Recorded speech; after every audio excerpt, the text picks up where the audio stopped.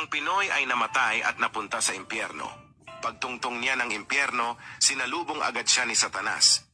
Marami kang ginawang kasalanan sa lupa, kaya dapat lang na ikulong ka sa brutal na kulungan. Ang kulungang ito ay para lang sa mga labis na makasalanan. 3 lang ang kulungang ito sa impyerno at lahat may tao.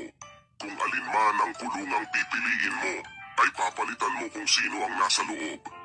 Binuksan ni Satanas ang unang kulungan at nakita ng Pinoy ang Koreanong nasusunog sa napakainit na apoy. Tinanong siya ni Satanas. Gusto mo ba siyang palitan? Sumagot naman ang Pinoy ng, ayoko dito.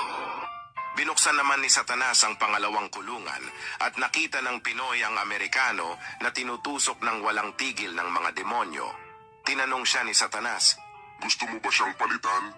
Sumagot ulit ang Pinoy ng, ayoko din dito.